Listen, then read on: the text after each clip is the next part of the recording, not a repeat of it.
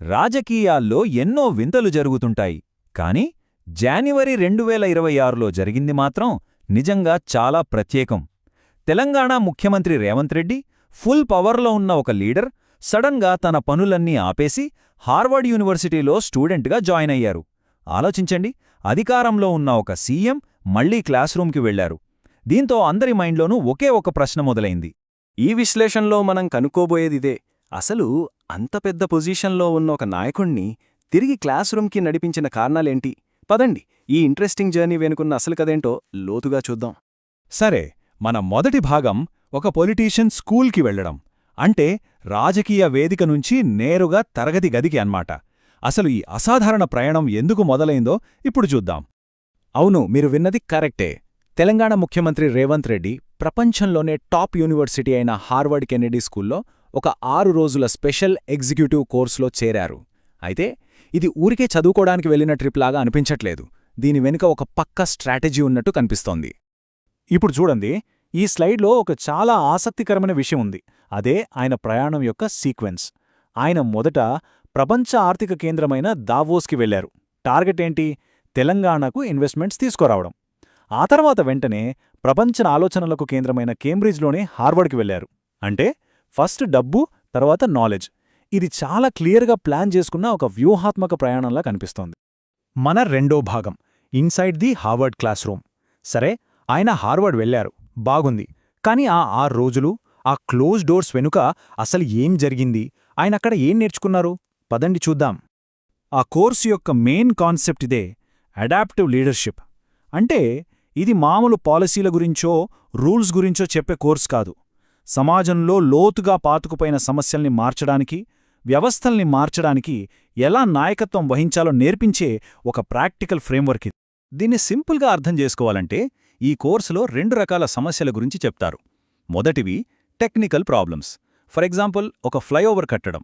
సమస్య క్లియర్, దానికి ఇంజనీర్లుంటారు, సొల్యూషన్ కూడా రెడీగా ఉంటుంది.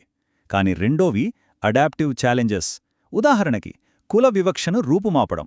దీనికి ఒకే ఒక్క ఫిక్స్డ్ సొల్యూషన్ ఉండదు. ప్రజల మైండ్ సెట్ మారాలి. ఆ మార్పును లీడ్ చేయడమే అసలైన నాయకత్వం. ఇక హార్వర్డ్లో చెప్పే పద్ధతైతే మరీ డిఫరెంట్గా ఉంటుంది. అక్కడ పాఠాలు పుస్తకాల్లో ఉండవు. ఆ క్లాస్ రూంలోనే ఒక ప్రయోగం జరుగుతుందన్నమాట. క్లాస్లో ఉండే నాయకుల మధ్య జరిగే చర్చలు, వాదనల్నే ఒక కేస్ స్టడీలా అనలైజ్ చేస్తారు.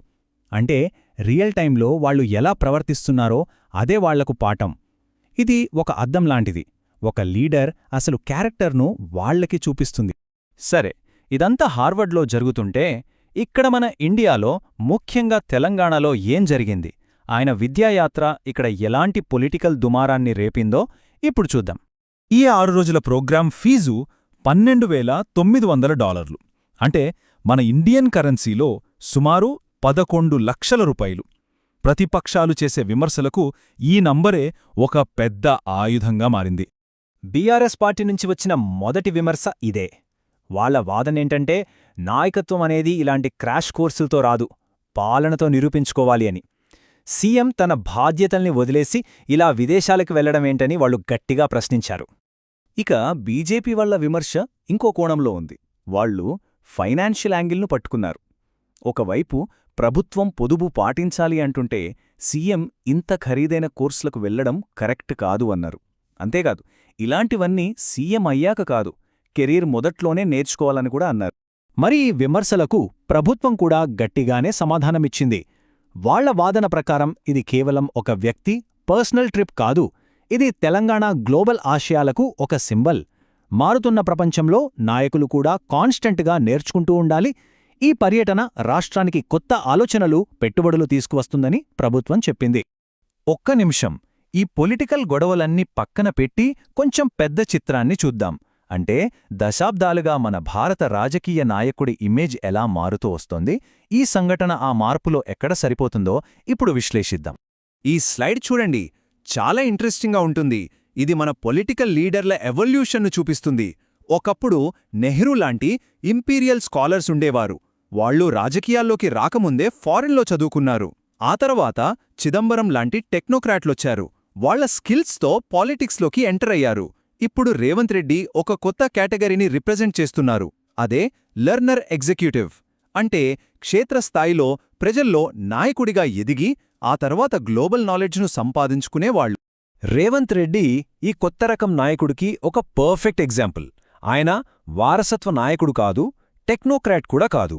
ఆయన అట్టడుగు స్థాయి నుంచి వచ్చిన మాస్ లీడర్.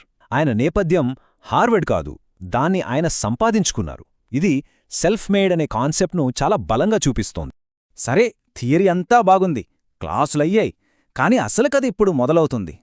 హార్వర్డ్లో నేర్చుకున్న పాఠాలు నిజ జీవితంలో తెలంగాణ ఎదుర్కొంటున్న సమస్యల్ని పరిష్కరించడానికి పనిచేస్తాయా? అదే ఇప్పుడు చూద్దాం. ఇవిగోండి తెలంగాణ ముందున్న అసలైన అడాప్టివ్ ఛాలెంజెస్. హైదరాబాద్ లాంటి నగరానికి, పల్లెటూళ్లకి మధ్య ఉన్న ఆర్థిక వ్యత్యాసం, 6 గ్యారంటీలను నిలబెట్టుకోవడం, పార్టీలో గ్రూపుల్ని మేనేజ్ చేయడం. వీటికి కేవలం డబ్బుతోనో ఒక జీవోతోనో సొల్యూషన్ రాదు. వీటికి ప్రజల ఆలోచనా విధానంలో, వ్యవస్థల పనితీరులో లోతైన మార్పులు రావాలి. అందుకే ఇవి టెక్నికల్ సమస్యలు కాదు, అడాప్టివ్ సవాళ్లు. కాబట్టి అసలు సిసలైన పరీక్ష ఇక్కడే ఉంది. హార్వర్డ్ క్లాస్ రూంలో నేర్చుకున్న ఈ కొత్త సిద్ధాంతాలు తెలంగాణ సచివాలయంలోని సంక్లిష్టమైన రాజకీయాల్లో పనిచేస్తాయా? ఈ కొత్త జ్ఞానం నిజమైన మార్పుకు దారితీస్తుందా, లేక కేవలం గోడకు తగిలించుకునే ఒక సర్టిఫికేట్గా మిగిలిపోతుందా? దీనికి కాలమే సమాధానం చెప్పాలి. ఈ విశ్లేషణను ఒక ఆలోచింపజేసే ప్రశ్నతో ముగిద్దాం. నిజమైన నాయకత్వ పాఠాలు యూనివర్సిటీ క్లాస్ రూంలలో దొరుకుతాయా, లేక ప్రజల మధ్య క్షేత్రస్థాయిలో చేసే పోరాటంలో దొరుకుతాయా? దీనిపై మీ అభిప్రాయమేంటి? ఆలోచించండి.